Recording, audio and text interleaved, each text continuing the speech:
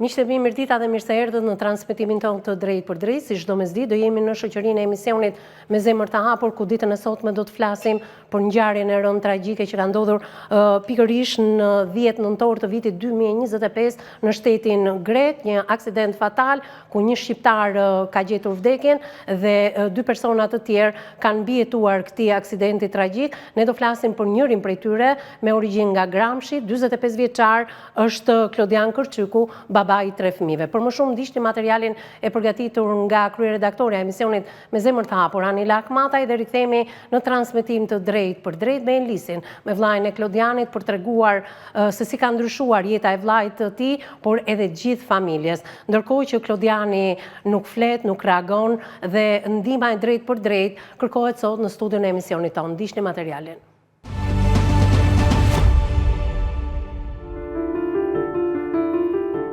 Historia që do të ndiqni ditën e sotme në studion e emisionit Me zemër të hapur është historia e një burri, një babai, një shtyllë e familje që sot ndodhet në betejën më të vështirë të jetës së tij. Klodian Kërçyku, 45 vjeç nga Gramshi, babai i 3 fëmijëve, në 10 nëntor të vitit 2025 teksa kthehej nga puna në Greqi, së bashku me 2 bashkëkombas, u përfshi në një aksident tragjik. Një përplasje fatale me një pemë ulliri, ku një prej shokëve të tij humbi jetën në vend, ndërsa Klodiani mbijetoi, por pasoja të rënda. Për më shumë se një muaj e gjysmë ai qëndroi në koma në një spital të Greqisë. Sot ai nuk është më ai që ishte dikur, nuk komunikon, nuk reagon dhe çdo ditë për familjen e tij është një betejë mes shpresës dhe dhimbjes. Pas një rruge të gjatë sakrificash dhe pamundësish ekonomike për të përballuar trajtimet jashtë vendit, familja vendosi ta sjellë Klodianin pranë tyre në Shqipëri, po kjo betejë nuk mund të fitohet e vetme. Sot familja e tij kërkon ndihmën e të gjithë shqiptarëve që Klodiani të ketë një mundësi tjetër për jetën, për t'u rikthyer pranë fëmijëve, për të qenë sërish ai që ishte dikur. Ndiqni rrëfimin prekës të vllajt dhe bashortes së tij.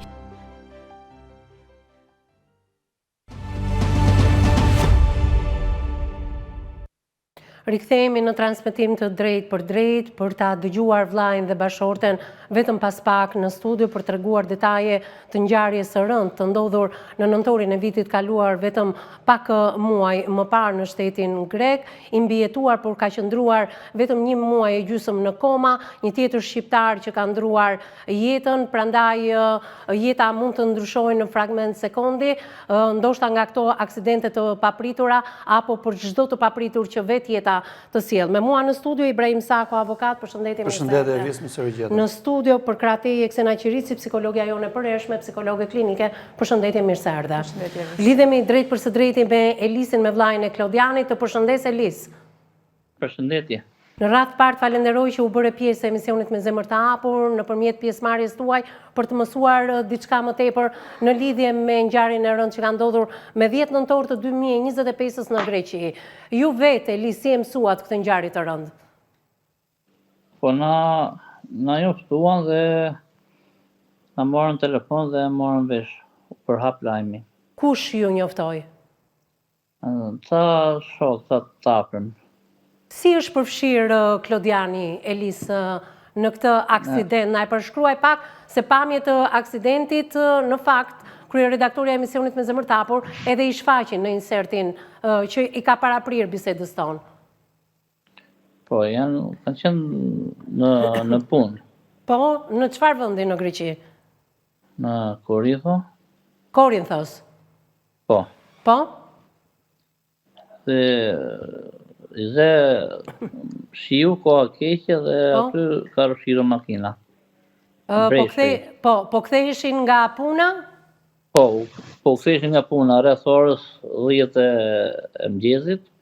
Po? Moti keq, breshri, dhe aty rrëshket makina nga breshri dhe përplasët me një ulli.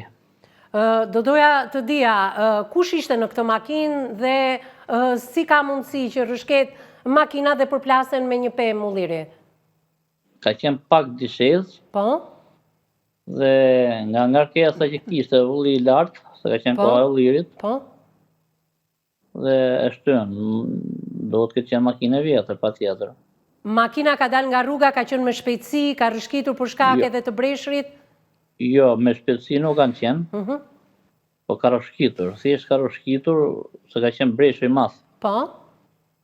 Edhe ka humbur kontrollin. Përveç Klodianit kanë qenë edhe 2 bashkombas të tjerë, apo jo, njëri prej cilëve ka ndruar edhe jetë? Po. Po personi tjetër, si është gjendja, si paraqitet? Shumë mirë. Në drejtim të kësaj makine që mund të ketë qenë edhe vjetër, siç tregoni ju, kush ka qenë? Vllai. Vllai juaj. Ka qenë drejtues automjeti. Po. Personi që ka ndruar jetë ka qenë pasagjer? Po. Pasagjer pranë vllait të, në pjesën e parë të makinës. Po. Personi tjetër ka qenë brapa? Jo, para. Pra, personi që ka ndruar jetë, ka qenë pasagjer për krah vllait tuaj, Klodianit? Po. Dhe personi tjetër, se kanë qenë 2 bashkombas. Po. Ka qenë brapa, pra? Jo, të 3 para. Të 3 përpara. Pra, ka qenë një kamionçin, mund themi, mini, kamionçin. Po. Kamionçin e vogël. Dhe kanë qenë të 3 përpara. Po. E kuptoj.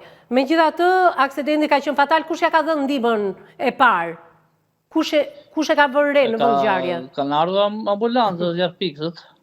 Kush e ka njoftuar? Ambulancën dhe zjarfikset. Kanë qenë shtetas grek, shqiptar të tjerë? Dikush e ka parë, këtë nuk e dim.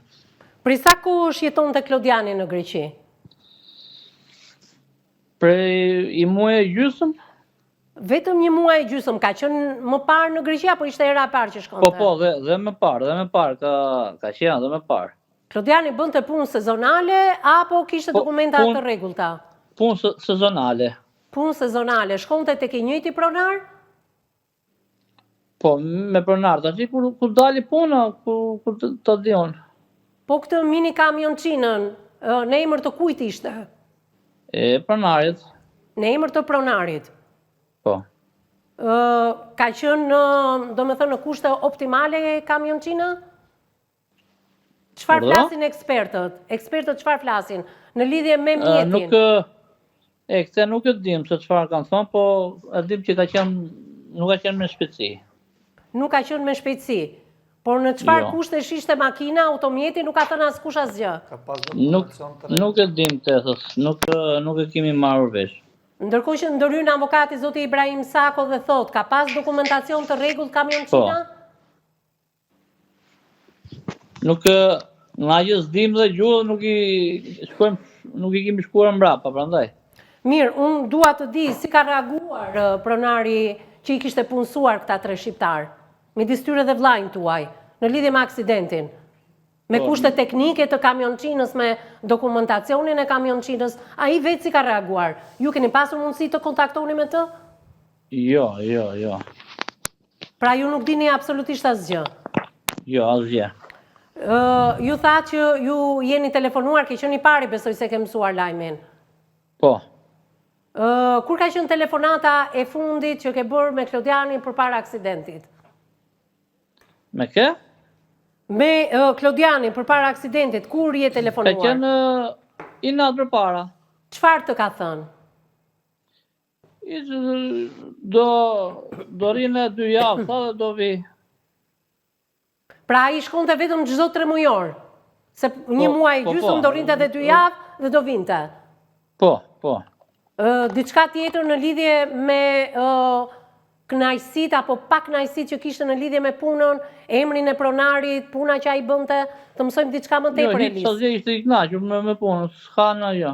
Kush ishte puna që bënte? Po punë sezonale, ulli e rush. Ulli edhe rush. Ju tregoj që atë ditë ka qenë një kohë e keqe, ose ato ditë të paktën edhe 24 orë përpara se të ndodhte aksidenti që ju keni folur, ju ka treguar në lidhje me motin? Jo, asgjë. Asgjë. Këto 2 bashkombas të tjerë, njëri prej të cilëve ka ndruar dhe jetë, njihej personalisht me Klodianin, ato shkonin në grup apo rastësia i ka njohur në Greqi, në Korinthos? Jo, shkonin në punë. Pra, vinin që nga Shqipëria të organizuar të 3, apo i ka njohur në Korinthos? Po. Pra, edhe ata ishin nga Gramshi? Po. Personi që ka ndruar jetë, sa vjeç është? Të njëjtën moshë. Të njëjtën moshë, 45 vjeç. Po. Personi tjetër i mbijetuar? Dhe i të njëjtën moshë. Të tre janë 45 vjeçar. Po. I mbijetuari, sepse vllai jot është shumë i aksidentuar, 1 muaj gjysmë në koma, do flasim edhe për gjendjen e tij shëndetësore, por i mbijetuari tjetër. Ai arrin të komunikojë me ju? Keni folur? Ai është në Greqi. Vazhdon jetën e tij normalisht? Po, normale. Çfarë dëmesh ka psuar nga aksidenti i mbijetuari tjetër? Si? Çfarë dëmesh ka psuar ai nga aksidenti? Vllai? Jo vllai, po të them për të mbijetuarin. Nuk e di a më dëgjon. Asgjë. Elis. Asgjë. Asgjë. Sa ditë ka qëndruar në spital? Ka marrë ndihmën e parë? Vetëm një natë ka ndeju në spital ai dhe asgjë tjetër. E kuptoj. Ju vetë Elise keni pyetur këtë person në lidhje me aksidentin, çfarë ndodhi? Nuk e mbaj mend, e kam pyetur, nuk mbaj mend asgjë, më ka thënë. Megjithatë ju thoni që ato shkonin për punë sezonale, por nuk e di në mënyrë të rregullt, të organizuar, shkonin në punë sezonale, vetëm paguheshin në të zezë, pa dokumentacion të rregullt, për të kuptuar edhe më tepër në lidhje me dëmshpërblimin e këtij aksidenti apo një hetimi penal, çfarë flasin autoritetet greke për fajin në fakt të këtij aksidenti? Nuk e dim këtë gjë për tash, nuk janë marrë ato akti i ekspertizës akoma, nuk do njerëz që ta marrin, neve as gjuhë as njerëz nuk kemi ende. Po mirë, personi tjetër që ka mbijetuar dhe gjendet në Greqi, nuk po merret me këtë çështje? Që e di edhe gjuhën, të paktën. Jo, kur po veshën thënë me që iku. Megjithatë, të tre ishin 45 vjeçar, të tre ishin nga Gramshi, njëri ndroi jetë, vllai jot është në gjendje shumë të rëndë, ndërkohë që personi tjetër vijon jetën normalisht në Greqi. A keni arritur ndonjëherë Elis ta pyesni këtë person? A erdhi ai në Shqipëri? A mori pjesë në varrimin e shokut të tij? Se kanë qenë të tre në një makinë. A i ka qenuar Klodianit afër? Jo? Jo, nuk erdhi. Nuk erdhi? Jo. A ju ka telefonuar? Nuk kishte mundësi. A ju ka telefonuar? Po. Çfarë ju ka thënë? Çfarë keni diskutuar me njëri tjetrin? Nuk mbaj mend asgjë nga kjo gjë më ka thënë. Në lidhje me pronarin grek, keni arritur të komunikoni nëpërmjet këtij personi? Jo. Pra ju nuk dini asgjë nga ky aksident, mjafton të thoni që ka qenë kohë e keqe, po binte breshër, ato po ktheheshin nga puna, pra ata atë ditë kishin shkuar në punë dhe për shkak të motit të keq, po riktheheshin në banesë, apo jo? Po, saktë. A ka pasur dokumentacion të rregullt dhe në kushte teknike të rregullt kamionçina, as këtë nuk e dini? Nuk dim gjë për këtë asgjë fare. E kuptoj, ju nuk dini absolutisht edhe nga vendngjarja çfarë kanë thënë autoritetet? Faj, kujt ishte? Nuk e dim. Megjithatë, jeni interesuar Elis për hir të së vërtetës apo i keni lënë çdo gjë duke u marrë me vllain? Jo, nuk edhe si jemi interesuar dhe nuk do rob që të interesuar, do di gjuhën, do dhe pak të ardhura. E kuptoj. Megjithatë, të ndonjë avokat. Qartë. Po ka shumë avokatë shqiptar të cilët operojnë edhe në Greqi. Ndërkohë që ka edhe shumë shqiptar të cilët janë avokat në shtetin grek. Prandaj po ju pyes. Më duket, domethënë, një lloj e kuptoj gjendjen tuaj, sepse gjendja e Klodianit është shumë e rëndë. Të qëndrosh një muaj gjysmë në koma dhe ju keni arritur të paktën nga Greqia ta sillni në Gramsh pranë familjes, por ai nuk arrin të komunikojë fare me ju. Apo jo? Po. Po, ndërkohë që ndërhyn avokati, po avokat. Duke dëgjuar bisedën dhe duke parë që këta janë në një terr informativ, nuk kanë asnjë lloj informacioni për vetë faktin që kanë qenë punëtor sezonal pa dokumentacion të rregullt në Greqi. Jo, nuk e dim atë, se ka edhe punëtor sezonal që janë me dokumentacion të rregullt. Me shumë mundësi kanë qenë punëtor siç janë shumica e shqiptarëve që shkojnë në Vjelin Ulli apo merren me punë të ndryshme sezonale në Greqi dhe pronarët atje nuk i deklarojnë dhe nuk paguajnë sigurime për këta. Kështu që në këto kushte, duke qenë se këta nuk kanë asnjë një lloj informacioni, nuk kanë mundësi se ku të drejtohen dhe të marrin informacionet përkatëse, por dhe me qëllimin që çështja të ndiqet, sepse mund t'i bëhet bisht për faktin që këta kanë qenë të 3 shtetas shqiptar, për faktin që të mos mbaj përgjegjësi pronari grek që ka mbajtur në punë persona pa dokumentacion të rregullt, apo për faktin që makina mund të mos ketë qenë në kondicionin e dur teknik për të ushtruar aktivitet dhe për të lëvizur sipas të rregullave teknike që duhet plotësonte automjeti. Unë personalisht në përfundim të emisionit do i siguroj një kontakt me avokat grek, familjarëve të personit të dëmtuar, të kenë mundësi të komunikojnë, të sqarohen dhe nëse është e mundur të ndiqet personalisht nga avokati në Greqi.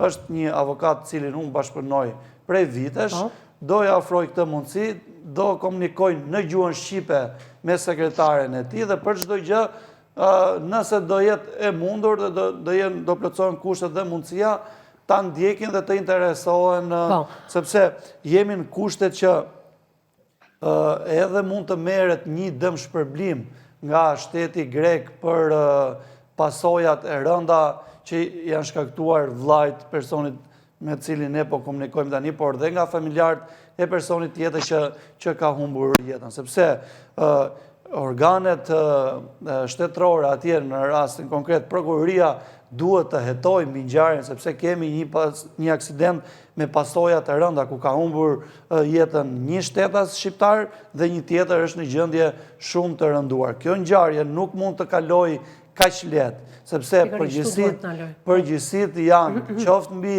pronarin, sepse këta kanë humbur jetën në vendin e punës. Përgjegjësitë janë qoftë mbi pronarin apo dhe shkaktarin e aksidentit. Aksidenti ka ardhur si pasojë e kushteve të këqija të motit, mungesës të qenies në kushtet teknike të duhura të automjetit, apo si pasojë e një gabimi njerëzor që mund të ketë qenë dhe nga drejtuesi i mjetit. Prandaj këto gjëra duhen sqaruar dhe duke ditur marrëdhëniet që shteti grek ka me shqiptarët, duhet me patjetër që dikush të merret me këtë çështje, të interesohet, të mbrojë dhe interesat e shtetasve shqiptar të cilët kanë dalë të dëmtuar nga kjo ngjarje. Megjithatë, aty është hetuar për këtë aksident automobilistik sepse vetë Elisi vllai i Klodianit deklaroi që ka shkuar autoambulanca dhe zjarfikset në vend ngjarje, dikush e ka sinjalizuar. Besoj se aty ka britur edhe grupi hetimor në lidhje me hetimet, ne nuk e dim si ka vijuar hetimet, por të gjitha pikpyetjet me shumë të drejtë që ju ngritët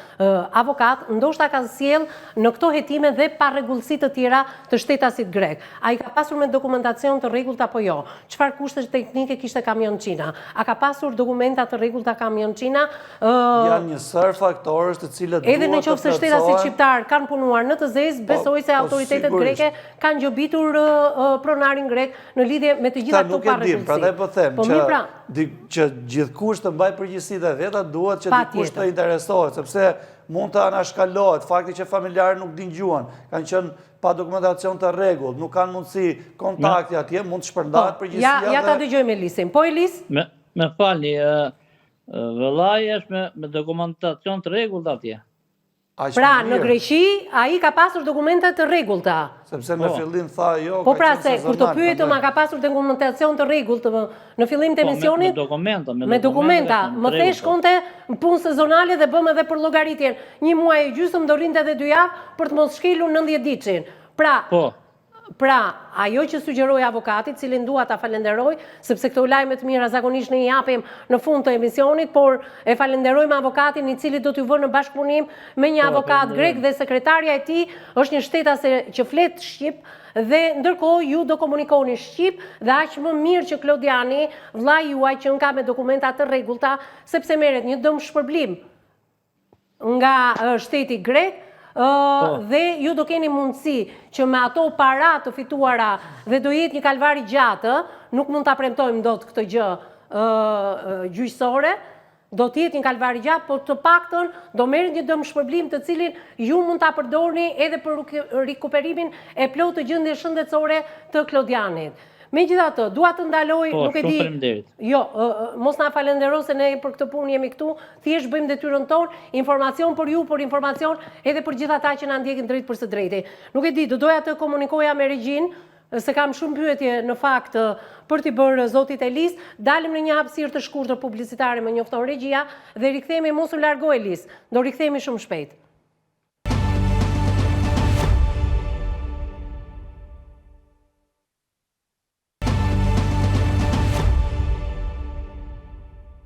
Pas hapësirës së parë publicitare jemi drejt për së drejti në pjesën e dytë, kemi mësuar disa detaje në fakt nga vëllai 45 vjeçarit Klodian Kërçyku, i cili me datën 10 nëntor të vitit 2025 në Korinth të Greqisë ka kryer një aksident fatal për jetën e një tjetër 45 vjeçari bashkombas i tij, edhe i joni njëkohësisht. Këto janë pamje nga vendngjarja që ka siguruar kryeredaktori i emisionit Me zemër të hapur Anila Kmataj. Ju e shikoni në fakt edhe kamionçinën. Ne nuk e dim kushtet teknike të mjetit që po udhtonin 3 shqiptarët, njëri ka qëndruar vetëm 24 orë në ambientet e spitalit sipas Elis Kërçykut, vllait të Klodianit. Klodiani ka qëndruar 1 muaj e gjysmë në koma, gjendja e tij shëndetësore është shumë e rëndë, është rikthyer nga Greqia me miratimin e familjarëve në Gramsh, në familjen e tij, aty tek njerëzit e tij të dashur, por nuk jep asnjë lloj sinjali për të komunikuar me familjen, as nuk flet. Kjo është numri i llogarisë që familja na ka vënë në dispozicion, kushdo nga shqiptarët që po na ndjek drejt për së drejti, premtimet e mjekëve janë të mëdha për rikuperimin në fakt të Klodianit. Le ta ndihmojmë të japim ndihmën e parë Klodianit, ndërkohë që lajmi i mirë mbriti në pjesën e parë nga ndërhyrja e avokatit të studios, zotit Ibrahim Sako, i cili ka deklaruar që mund të bëjmë një bashkëpunim me Greqinë, me një avokat grek, sekretarja e tij flet gjuhën shqipe, ku familjarët Elisin me njerë pas këtij transmetimi në bashkëpunim edhe me avokatin ta telefonojnë, sepse shtetasi grek pronari ka përgjegjësi të madhe, nuk e dim deri ku kanë vajtur rretimet. Fati i mirë është që Klodian Kërçyku është me dokumentacion të rregullt në shtetin grek dhe dëmshpërblimi në lidhje me gjithë këtë situatë që veç shteti grek, por edhe pronari i vënë në dispozicion familjes dhe mund të përdoret në lidhje me shëndetin e tij. Lidhemi në këto momente me zotin Elis Kërçyku. Elis, më dëgjon? Po, tash po. Atëherë, do doja të dija në fakt në lidhje me situatën. Ju me njëherë u lajmëruat, nuk ma specifikove nga kush, që është kryer një aksident dhe udhtuat drejt Greqisë, apo jo? Po, nëpërmjet shokëve që kishin pa lajmin dhe më telefonuan. Të telefonuan. Besoj se ka qenë një ankth i madh për gjithë familjen tuaj derisa shkuat edhe pat Klodianin në spital në Greqi. Kush udhtoi drejt Greqisë? Urdhëro? Kush udhtoi drejt Greqisë? Udhtoi babai me gjithë nusën e Klodianit, sepse unë kam të ndaluar të shkoj jashtë. E kuptoj. Si ja u përshkruan ato gjendje e Klodianit? Si ishte gjendja e tij në momentet e para? Po qa do shikoj atje? Gjeni e kam me ma në reanimacion. Po? Edhe nuk ishte qa shikoj, ishte komplet i nxirr, gjithë tuba, gjithë gjëra, ku ta dion edhe. Njëherë në ditë lishi me hyme e pa. Po? Derisa doli nga gjendje e koma. A mund të më thoni pak, Elis, shpenzimet në këtë spitalin grek, kush i mori përsipër? Tek atje tek shteti, më fjalë në Athinë, Po? ishte pa pagesë, derisa erdhin në sa u përmend. Po, do më thënë, 1 muaj gjysmë në koma, ka qenë në një spital shtetëror, pa pagesë, për shkak edhe të siguracioneve se ka qenë me dokumentacion të rregullt, thoni ju. Po. E qartë, 1 muaj e gjysmë besoja ankth për ty si vlla i cili ishe në Shqipëri dhe për shkak që nuk mund të udhtoje jashtë territorit shqiptar, në komunikim me babain edhe me bashkëshorten, besoj se ka qenë një ankth i jashtëzakonshëm për ju. Po, normale të mërshëm. Çfarë kanë treguar mjekët në momentin e parë për vllain tënd? Kishin shpresë, por do kohë. derisa u përmisua, u përmend dhe masanaj në thanë që duhet me fizioterapie, Qartë. me gjitha këto gjëra doktor më të specializuar dhe duhet të çoni tek privati na thanë. Tek privati. Ndërkohë që ju e keni ndërguar në një spital privat? Pastaj e quan tek privati sepse shteti aty nuk ishte fizioterapist, nuk ishte doktorat e duhur për atë punë, për atë plagë që kishte marrë vaj dhe Po në spitalin ishte privat detyruar kush i mori përsipër shpenzimet në spitalin privat? Po shpenzimet normale që neve. Si arritët ti paguanit këto shuma, se janë shuma maramondse? Po me mik, me shoqëri, me të gjitha. Me borxhe. Me borxhe.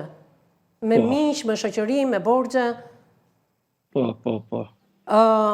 Nga informacionin që më ka dhënë kryeredaktore e emisionit Me zemër të hapur, kolegja ime Anila Akmataj, është që nga 10 nëntori dhe deri më sot ju nuk i keni treguar Klodianit që kolegu i tij ka ndruar jetë, apo jo? Jo. Si komunikoni me Klodianin? Si është gjendja e tij aktualisht që ne flasim?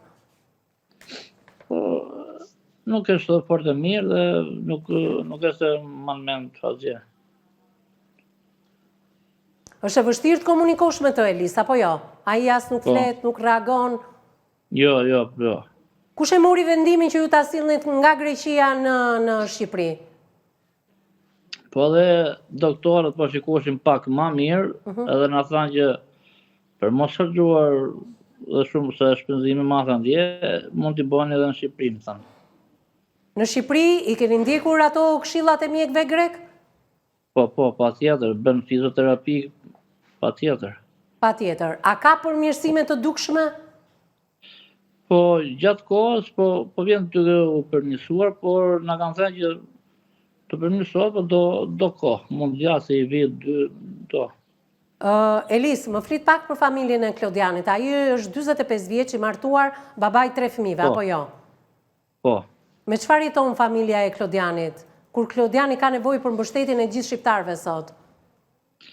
Me çfarë jeton? Ja, këto që dikush po na ndihmon me të ardhur, me gjëra kështu. Bashortja e tij është në shërbim 24/7, ë? Normale, sepse edhe në tualet kur ve edhe nuk e të shkon vetë. Po fëmijët e Klodianit çfarë moshe kanë? Është 35 vjeçe. Ndërkohë ato si e kanë qasjen me babain e tyre kur i shikojnë atë gjendje? Si e kanë përjetuar ata rikthimin e babait dhe si e kanë mësuar aksidentin e tij? Është tragjike, ç'a tregoj, ç'a thema, a kanë pësuar keq. Po tash duke e parë aty në shtëpi, duke u përmirësuar pak, duke u ambientuar pak me prezentën e tij. E vështirë në fakt, Elis, për ju edhe për gjithë shka që ka ndodhur për vllajën tuaj, her pas here regjia ka nxjerrë gjithmonë në plan teksa ne të dy komunikojmë, edhe numrin e llogarisë që çdo shqiptar që na ndjek në këto momente mund të kontribojë, sepse deri më sot ju jeni me ndihmën dhe me borxhet që keni pasur mundësi të merrni tek të afërmit, tek miqët dhe tek shokët, ata nuk mund t'japin pafundësisht, megjithatë gjendja duket drejt përmirësimit, mjekët kanë shumë shpresa, por deri në këto momente, nga 10 nëntori i 2025-s dhe deri në këto momente që flasim drejt për së drejti në studion e emisionit Me zemër të hapur, përmirësime të dukshme ka, por ai ende nuk arrin të komunikojë. Jo, avash, po do kohë, do pak kohë. Jemi shpresë plot të paktën nga mjekët, do kohë dhe përmirësimi është i avashët. Po. Dhe derisa të arrim në fakt dhe të komunikojmë me avokatin grek dhe gjithçka që mund të kontribojë për përmirësimin e Klodianit edhe për të marrë atë dëmshpërblimin, të shikojmë fakt edhe si kanë ecur hetimet, ju me shtetasin grek, me pronarin nuk keni komunikuar. Jo, sepse nuk dim as gjuhës, as gjë më qelë dhe nuk kemi komunikuar. Mirë, nuk e dija do arrim ditën e sotme të flasim edhe me bashorten e Klodianit për mësuar diçka edhe më tepër për një grua që besoj është heroinë, si të gjitha gratë shqiptare, nën e 3 fëmijëve, por edhe një bashorte e cila ka shkuar dhe ka udhëtuar në Greqi në momentet shumë të vështira. Në fakt, ju lutem regjia të Klodianit, ka qëndruar 1 muaj e gjysmë në koma, po më njofton në këtë transmetim të drejt për drejt regjia, pasi po shfaqim në këto momente edhe detaje të vështira të jetës së një gruaje në mbështetje të bashortit të saj dhe vetëm një grua shqiptare mund ta bëjë këtë gjë. Lidhem drejt për së drejti me bashorten e Klodianit. Përshëndetje zonjë. Përshëndetje. Ratë parë, guxim, kurajo për të përballuar këto moment të vështirë që po kalon e gjithë familja jote e dashur. Unë të falenderoj si grua shqiptare për çdo gjë që ti je për krah Klodianit, ke udhëtuar e para së bashku me babain e tij dhe ke vajtur në Korinthos të Greqisë, aty ku ka ndodhur aksidenti dhe më pas në një spital në Athinë, apo jo? Po. Si ishte gjendja e Klodianit fillimisht? Nga pashje ta gjeja gjallë, po pastaj pjesa tjetër ishte të merr me sy. Si e mësove ti ngjarjen? Jemi njoftuar në telefon. Të njoftuar në telefon. Po. Kur kishe folur për herë të fundit me Klodin para aksidentit? Në darkës. Çfarë të kishte thënë? Çfarë të tha? Po si për ditë, njëjta gjë, isha në punë. Njëjta gjë. Ish pa koha keqe. Si punon dhe për herë, nuk o se kishte ishte kështu e papritur. E qartë, ka qenë një bisedë më se normale, thoni ju, me Klodiani. Për ditë, po. 1 muaj e gjysmë në koma ka qenë e vështirë për ju edhe për babain e Klodianit, apo jo? Shumë e vështirë të qopësh bashkërotin aty shtreve, ta i bosh gjohë ishtë. Po fëmijët si kanë reaguar? Çfarë moshe kanë njerë fëmijët tuaj? 17, 15 dhe 7 vjeç. Kush e ka përjetuar më keq gjendjen e i vogli 5 vjeçari? 2 më të mëdhenj, 17 dhe 15 vjeç? Më bon krah, më thonë mos o më zhit. Ata keq ishin, por nuk që nga majti qik vetën se ishën më të ndaja. E mbalë më ditën e parë që Klodiani doli nga koma? E mbaj në, po, qatë them. Aktualisht Klodiani nuk... Edhe emocionushe, edhe shumë prekse, sepse ku di gjohë në zotë shqyqy që dojtë gjallë, se di. Megjithatë, e dashur, jeni e fortë, ju vetë si bashkëshorte, thash edhe një herë, vetëm një grua shqiptare mund ta bëjë këtë gjë, por edhe familja e Klodianit e fortë. Dhe shikoj Elisi në fakt të emocionuar ditën e sotme, pasi në këtë studio kërkoni ndihmën e gjithë shqiptarëve, sepse edhe burimet tuaja, ndihmën që kanë afruar shoqëria apo të afërmit tuaj, borxhet që ju keni marrë, nuk po e përballoni dot, pavarësisht se do ta mësosh që në pjesën e parë të këtij emisioni është afruar edhe një bashkëpunim me një avokat grek, ku ju mund të interesoni, sepse Klodiani pas ka dokumentacion të rregullt në shtetin grek. Sekretarja e tij flet shqip dhe mund të vjen në dispozicion dhe një dëmshpërblim që mund të merret pikërisht nga ky aksident. Por deri ku të arrim aty, çdo shqiptar mund të kontribuojë pikërisht në numrin e llogarisë që her pas here regjia e shfaq. Rikthimi i Klodit, jo, ne bëjmë thjesht detyrën, faleminderit ju që na besoni. Atëherë, dashur, rikthimi i Klodianit në Shqipëri ka qenë një vendim i vështirë, besoj. Po, mirë çikës, sepse nuk e di se do më jetë rruga. Ndërkohë, ballafaqimi i tij me fëmijët apo i fëmijëve me Klodianin si ishte? Ma përshkruaj pak. Qatë e vetëm lopë në syë, për qafimet pa fund, e pa besushme. Unë do doja të dija, ju morët edhe një vendim që të mos i tregoni që kolegu i ti ka ndruar jetë. Po normal, për caj nuk ma me nësi gjohë dhe nuk du që një jetë keqe, po duke e njohtë. Si njëri që ishte, nuk e përballon në të pjesë, ndi duke si faj. Ka mundur që me shenjat e tij, me aq sa mund të komunikoj Klodiani të pyes edhe për 2 bashkombasit e tij? Nuk e mban mend fare. Nuk më mban mend fare asgjë. Po. Me personin tjetër të mbjetuar i cili ka jetuar në spital vetëm 24 orë, keni mundur të flasësh ti vetë? Ka ardhur në spitale, ka vizituar Klodiani në Greqi? Po, normal, kemi folur, por ka të një të gjë, sot nuk panë në si gjë është të bërë shumë mjegu, ka keqe, se kuptum fare se si e. E qartë. E qartë. Si është gjendja aktualisht sot që flasim me Klodianit? Mund ma përshkruash pak? Pak më mirë se sa ajo që ka qenë, por më do para nga, po.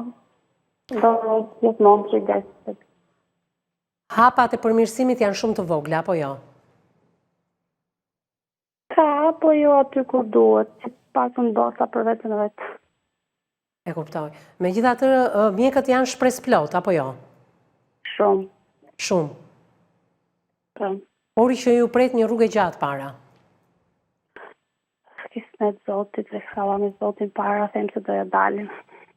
Me këtë shpresë jemi dhe ne, ndërkohë që regjia shfaq gjithmonë në ekran numrin e llogarisë për çdo shqiptar që po na ndjek drejt për së drejti, që ka mundësi të kontribuojë te ky numër llogarie që i përket familjes së Klodian Kërçykut, 45 vjeçarit, babai 3 fëmijëve, kam bashorten, kam edhe vllajin në një lidhje të drejtë për drejtë ditën e sotme. Është kryer një aksident i rënd me datën 10 nëntor të vitit 2025 në Korinth të Athinës në Greqi. Një shtetas ka humbur jetën, Klodiani është një gjendje të rëndë, por do goxha përmirësim, sigurisht me shuma të mëdha parash që familja deri në këto momente ja ka dalë në ban, duke i dhuruar të afërm familjar, por duke marrë edhe borxhet e tyre, ndërkohë që familja kaq kishte mundësinë, prandaj zëri i tyre të dëgjohet ditën e sotme drejt për së drejti në ekranin më të madh informativ në vend, në televizionin News 24. Shpresojmë tek gjithë shqiptarët, ndërkohë që ju keni ndjekur në pjesën e parë që ndoshta komunikimi me avokatin grek në Greqi mund të sjellë dhe mund të japi një shpresë drite për një dëmshpërblim në lidhje me Klodianin. Atëherë, këtu jemi avokat, mund të japim një mendim, sepse familja thotë që të paktën lajmi i mirë është që ka dokumentacion të rregullt. Kushdo që ta ketë pas fajin, sido që të kenë qenë kushte teknike të kamionçinës, dokumentacioni i kamionçinës, moti i keq, një mjergull, sepse na tha zonja e menjëhershme përveç breshërit, ka bërë që me shpejtësi nuk kanë qenë, sepse është normale. Me atë lloj kohe nuk ke se si t'i japësh shpejtësi, por me sa duket përplasja ka qenë fatale për njërin, por shumë e rëndë edhe për tjetrin. E visë për vetë faktin që aksidenti ka ndodhur në vendin e punës, në vendin ku këta punoshin, është një shpresë dhe një mundësi që të marrë një dëmshpërblim. Por që të finalizohet marrja një dëmshpërblim është një kalvar i gjatë procesës gjyqësore dhe procesës administrative. Siç e thash edhe në fillim të emisionit, unë do i mundsoj një kontakt me avokatin që unë bashkëpunoj në Greqi.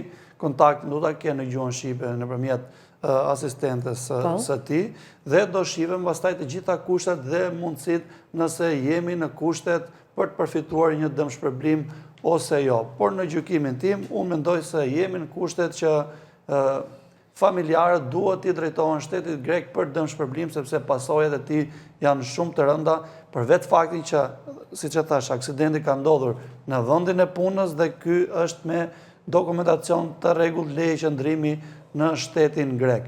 Duhet ndjekur si procedurë, sepse duhet të ndjekur pjesa penale si fillim, të caktohet shkaku i aksidentit dhe më pastaj të vazhdohet me procesin civil për dëmshpërblimin. Megjithatë, sipas informacioneve që ne kemi nga Greqia, siguracioni i jetës është për çdo individ i cili është me dokumenta të rregullta. Përveç dëmshpërblimit automobilistik për shkak edhe të fajtorit, por edhe kushteve atmosferike, siguracionin e jetës ai do ta marrë nga shteti grek. Prandaj po them që duhen ndjekur procedurat dhe duhet një person, një avokat që të merret. Në kushtet që jemi sot, kur familjarët janë të gjithë këtu, kur personi që ka janë shkaktuar dëmet fizike, është në pamundësi, qoftë për të folur, qoftë për të vepruar, duhet me patjetër që dikush të lëvizi për llogari dhe në emër të tij në shtetin grek që të arrijë të përfitojë çfarë të mundet nga nga dëmshpërblimi që mund t'i jepet. Po. Por, duhet me patjetër që dikush të vihet në lëvizje. Në kushtet që familjarët thonë nuk dim gjuhën, nuk kemi folur me askënd, nuk e dim se çfarë bëhet, qofse nuk ka një inicim nga familjarët, që dikush të lëvizje atje, ne do jemi në këtë kushte që jemi sot dhe ai do vuaj pasojat nga aksidenti, pasojat fizike dhe familjarët do jenë në kushtet e pamundësisë plot për të ofruar shërbimin e dur mjekësor, sepse shërbimet kushtojnë. Shiko, këto shërbime shëndetësore mund të ishin marrë edhe në Greqi, apo jo? Po, patjetër, nëse këta do vazhdoni që të rrinin në spitalet greke, besoj që do vazhdoj dhe kurimi i tij dhe terapitë e tij pas daljes nga spitali me fizioterapi. Por gjithsesi, ajo është për pjesën e rikuperimit, po për pasojat që janë shkaktuar, që janë besoj mund të ketë pasojat të Me dokumentacion të rregullt, paguhet edhe një raport në shtetin grek, të cilin familja nuk e di a e merr apo jo. Prandaj po them që ka. Prandaj duhet të ketë një avokat që të flasim, sepse edhe legjislacioni atje ka procedura tjera, ka hapësira tjera për cilën ne sot këtu nuk jemi kompetent të flasim me bindje. Kontakti me ata do bëhet mundur një sqarim, qoftë rreth thanave, kushteve dhe çdo gjë tjetër dhe çfarë hapësirash mund të ketë dhe çfarë pritshmërish do kenë për marrjen e këtij dëmshpërblimi. Mirë, në fund të këtij emisioni, ja ku e keni edhe në wallin qendror e shfaq regjia në këto momente, falenderoj se i ka shfaqur her pas here gjatë transmetimit të sotëm. Në fakt është numri i llogarisë familjes së Klodian Kërçyku, 45 vjeçarit, babai 3 fëmijëve, i cili ka kryer një aksident të rënd me 10 nëntor të 2025-s në Korinthos të Athinës në Greqi. Pamje të aksidentit ka siguruar edhe kolegja ime Anela Akmata, krye redaktoria e këtij emisioni. Megjithatë shqiptarët, në qoftë se po na ndjekin drejt për së drejti, familja Kërçyku nga Gramshi kërkon një ndihmë për shqiptarët derisa ata të vendosin një komunikim me një avokat në Greqi, siç ka premtuar edhe avokati i studios zoti Ibrahim Sako. Ndjekim publicitetin e dytë dhe të fundit, rikthehemi në pjesën e tretë për të ditur edhe pasojat emocionale jo vetëm të Klodianit dhe të familjes së tij, të 3 antarëve, të 3 fëmijëve dhe bashortes, por edhe të familjes më të gjerë, të vllajt e Elisit, të cilin e kishim në transmetim të drejt për drejt gjatë gjithë emisionit të sotëm. Pjesa e tretë vjen pas pak, me njëherë pas publicitetit të dytë.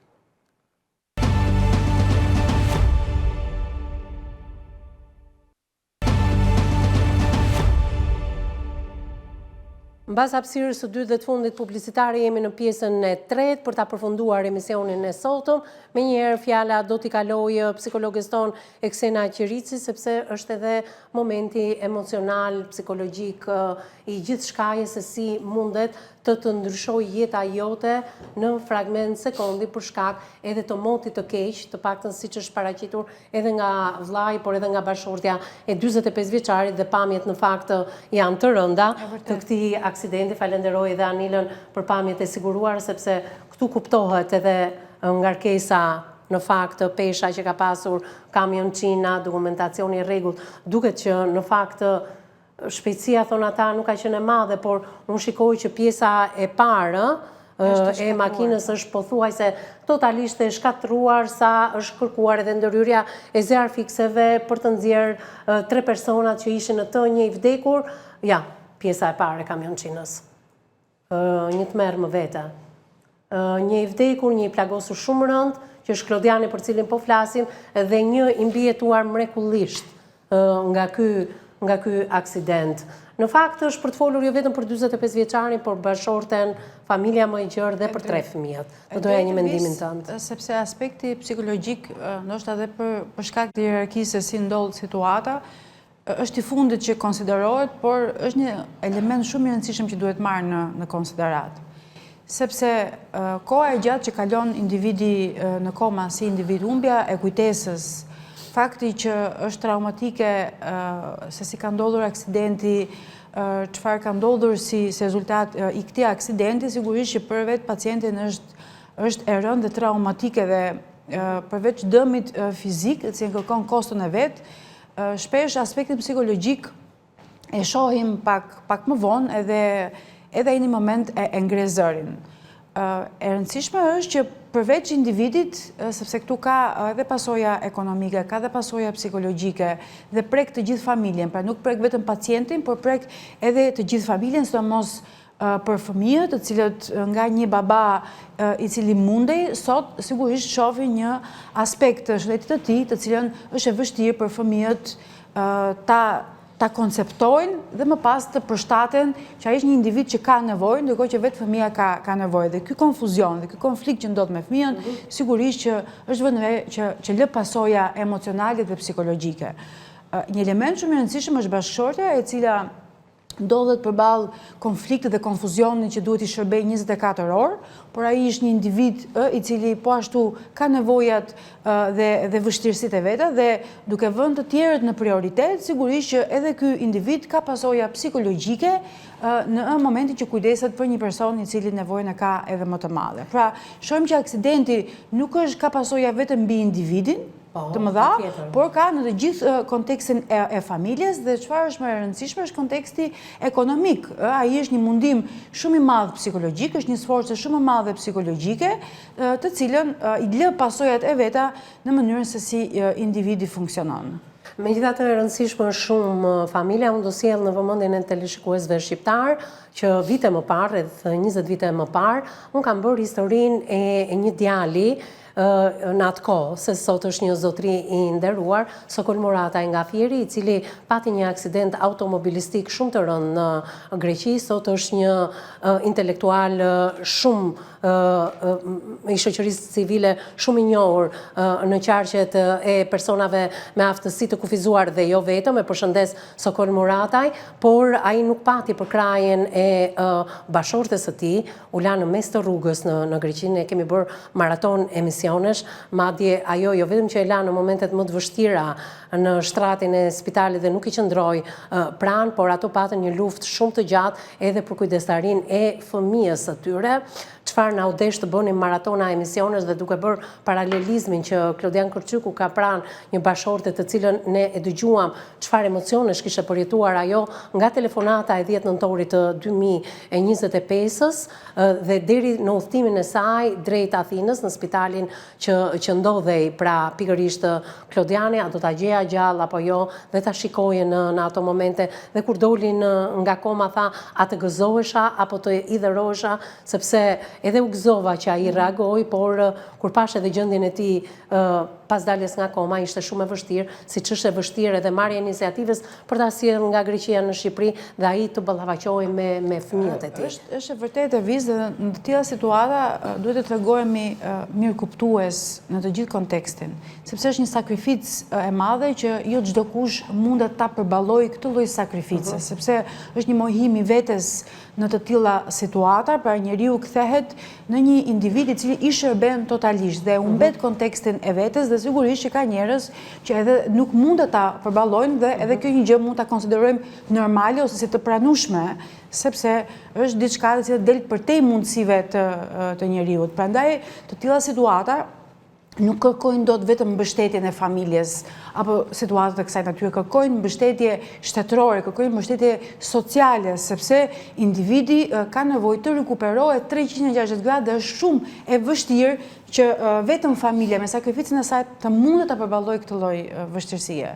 Edhe Sokoli bëri një lëvizje nga Greqia, rasti që përmenda pak më përpara drejt Shqipërisë, dhe kur unë Sokolin e kisha të ftuar në studion e emisionit Me Zemër të Hapur, që herën e parë që tregoi historinë e tij dhe u deshën disa emisione që bëm në lidhje me Sokolin, me aksidentin, me braktisjen që bashortja i bëri në momentin më të vështirë, pa i dhënë absolutisht edhe asnjë lloj sqarimi dhe pa arritur te kujdestaria e fëmijës.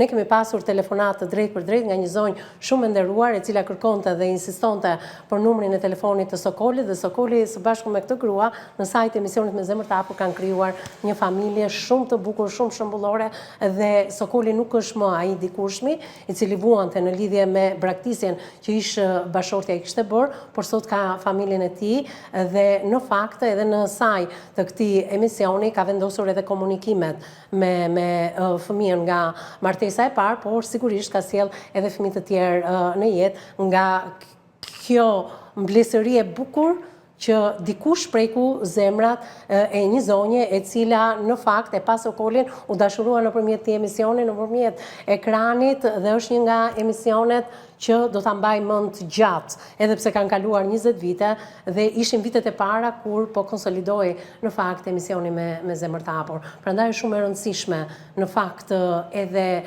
familja në momente të tilla. Më kanë qëndruar pranë fëmijët 17 dhe 15 vjeç të zonja. Ai që ka përjetuar më keq është fëmia vetëm 5 vjeç.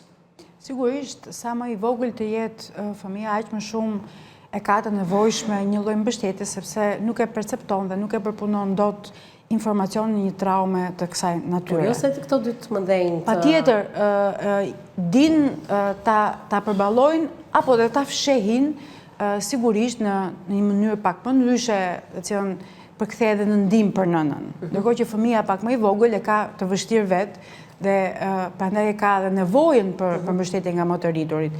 Por patjetër që edhe te fëmijët më të rritur, edhe pse duket sikur janë mbështetje që përkon me situatën e emergjencës, gjithsesi ajo lë gjurmë emocionale dhe psikologjike për që një fëmijë lë, se të thuash, veten duke u përkushtuar në një personin që ka më shumë nevojë. Dhe ky raport i lënies së vetes dhe përkushtimit maksimal sigurisht që lë gjurmë emocionale, vështirësie, edhe një lloj konflikti me emocione dhe me vetveten. Do doja të dija mosdhënie e lajmit nga familjarët e Klodianit që kanë vendosur ata, si bashortja dhe vllai tregojnë për të mos i thënë që nga 3 veta që udhtonin atë ditë, njëri ka ndruar jetë dhe një tjetër jeton mrekullisht. Është një vendim i mirë sepse kuptohet që ai nuk është në gjendje të përpunojë dhe të analizojë një pasojë traumatike, duke qenë se ka qenë drejtuesi i mjetit, shihet që pavarësisht fajt apo jo nga ana teknike, përgjithsisht e vuajnë drejtuesit e mjetit e vuajnë këtë lloj ngarkese emocionale dhe e rëndësishme është që të shmanget sepse ai vet aktualisht psikologjikisht nuk mundet dot ta përballojë. Dhe e thëna e këtij lajmi sigurisht që e bën edhe më të rëndë gjendjen e tij shëndetësore. Tani, si nga i mbijetuari që ka qëndruar vetëm 24 orë në spital fatmirësisht nga ky aksident shumë i rënd, ku ne shikojmë pamje të tmerrshme, pjesa e kabinës është pothuajse kamionçinës, pothuajse e shkumbuar totalisht e dal jashtë funksioni. Nuk e di, pjesa përpara edhe pse duket shumë e çuditshme sepse pra me këtë goditje që kanë pasur të tre, ka qenë të tre nuk mbajnë mend. Po, ke mos mbajtja mend dua të ndaloj. Një person ka ndruar jetë, do të thotë që goditja ka qenë shumë e fortë. Personi që po trajtojmë aktualisht nuk e mban mend për shkak të goditjes edhe më të fortë, dhe personi që ka mbijetuar. Po ta kisha pyetur edhe pozicionimin në timon ka qenë pikërisht Klodiani. Duket goditje edhe fakti që tha nuk ka qenë me shpejtësi, nuk ka të bëjë nga goditja që madhe sa është atje, po, nuk ka të bëjë vetëm shpejtësia. Duke qenë se nuk e di se çfarë ngarkesa ka, çfarë ka pasur.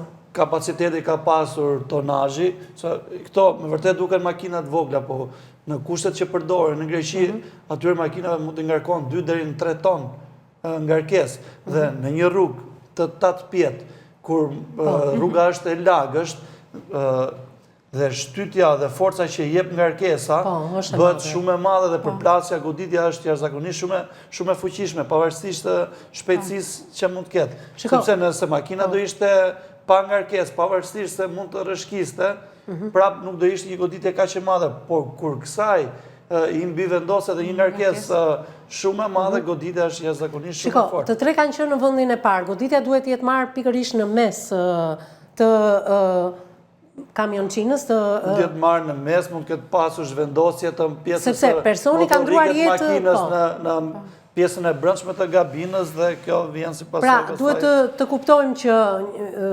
Klodiani ka qenë në drejtim. Dikush ka ndruar jetë, një ka shpëtuar mrekullisht. Pra, goditja duhet jetë midis Klodianit dhe personit që ka ndruar jetë. Të gjithë ata që janë pak shofertë vjetë dhe janë përballur me terrenet vështira, sepse në qytet makinën e ngasin gjithë, po duhet të kesh kaluar dhe eksperiencë tjera për të kuptuar se si ndodhesh në situatat pa pritura. Në momenti kur rruga është e lagur, sapo ka rënë shiu, ti nuk ke fare kontrol virgullt e mbi papritur. mjetin dhe është më problem nëse ti frenon. Sepse nëse ti frenon, ti përshpejton përshpejtimi që makina merr si pasojë e rrëshqitjes dhe ngarkesës.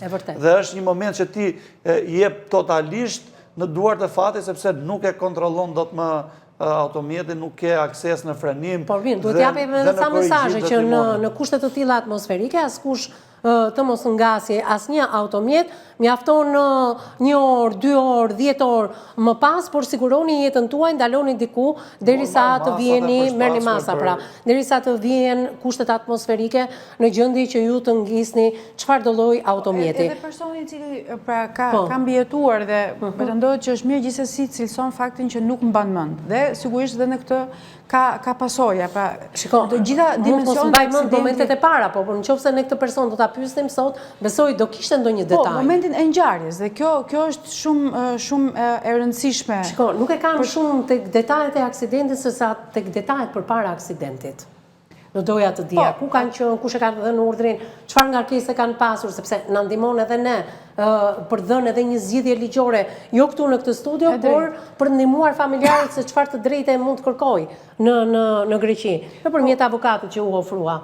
Duke mos qenë me shpejtësi, sigurisht që avokati e shpjegon më mirë se sa unë në këtë pjesë, duke qenë pa shpejtësi, sigurisht ulet faj i ti në këtë lloj procesi. Shiko, më do shpesh kur flasim për aksidentet automobilistike që njerëzit nuk mbajnë mend nga aksidenti. Po, nga goditjet e forta që psojnë, sigurisht që truri përpiqet që ta mbrojë individin, që të mos kujtojë asgjë, sepse sigurisht është goditje kaq e fortë sa truri nuk e përballon dot si dhimbje dhe përgjithsisht ndodh humbja e kujtesës në rastet e kësaj natyre. Sigurisht që me trajtim, me kalimin e kohës rikuperohet dhe shpesh shihet që sa më shumë përpiqet njeriu për të rikuperuar apo për të kujtuar, shihet që ka dhimbje dhe ka një lloj vështirësie emocionale dhe kjo shpjegon pse truri e mbron njeriu në të tilla goditje fatale.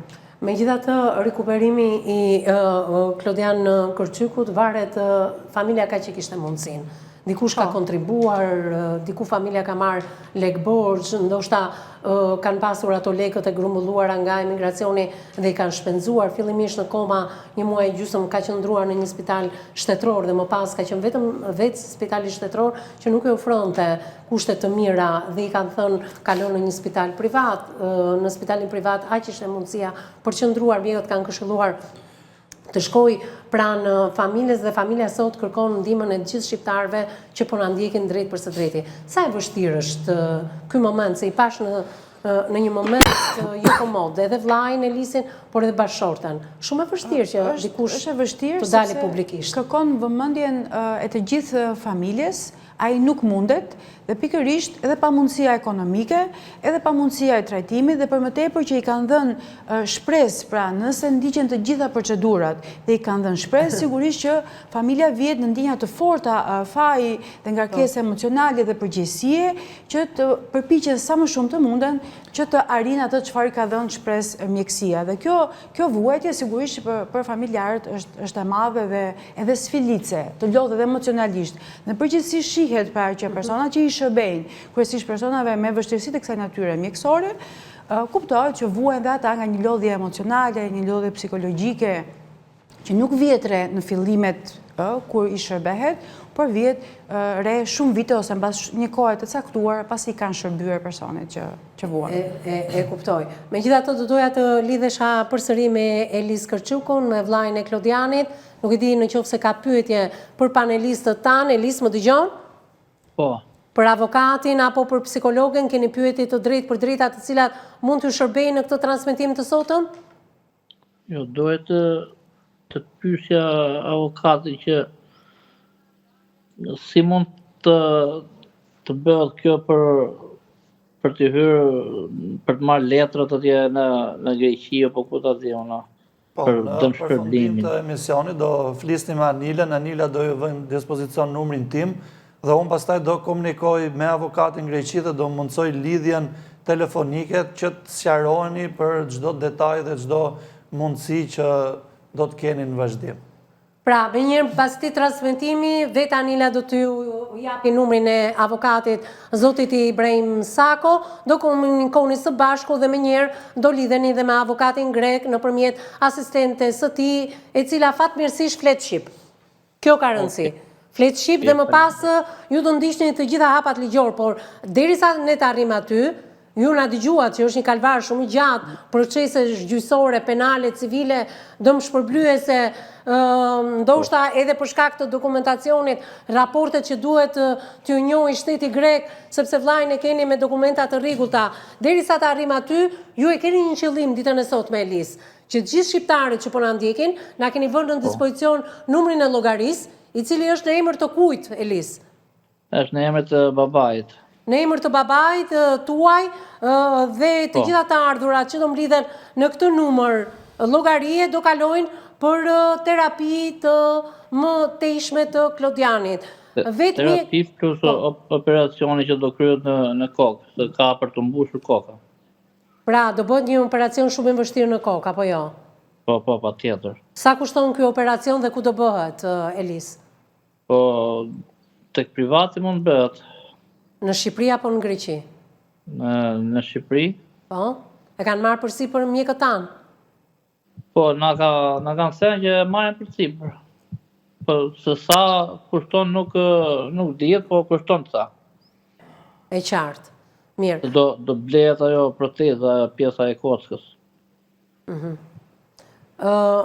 Në qoftë se kjo ndërhyrje bëhet pikërisht në një spital privat këtu në Shqipëri, çfarë mendojnë mjekët, si do jetë gjendja shëndetësore e Klodianit pas kësaj ndërhyrje? Po, pas ndërhyrjes mund të rregullohet, por do kohë. Për të rregulluar, do rregullohet, na kanë thënë për do kohë. Edhe të folurit, edhe për të mbajtur mend do i vi kujtesa, po do pa kohë, do durim. Do durim. Mirë, Elis, kemi ardhur në fund të emisionit për ditën e sotme. Kush është thirrja juaj drejtuar shqiptarëve? Lutem shumë që të na ndihmoni, të vënë dorën në zemër, sadopak të na ndihmoni që ta kryejmë këtë operacion. Faleminderit Elis që të kisha drejt për së drejti, shpresoj që shqiptarët të ndërgjegjësohen ditën e sotme, të kontribojnë sadopak për të ndihmuar Klodian Kërçykun, vllajën tuaj 45 vjeç, i cili ka kryer një aksident të rënd në Korinto të Athinës vitin e kaluar pikërisht me datën 10 nëntor. Faleminderit Elis që të kisha, do mbetemi bashkë në kontakt. Faleminderit avokatit Ibrahim Sako, psikologës Eksena Qirici, faleminderit miq që na keni ndjekur ditën e sotme. Si çdo ditë kemi qenë live në ekranin e televizionit më të madh informativ në vend, në televizionin News 24. Bashkë takohemi në ditët në vijim. Deri atëherë, miru takofshim.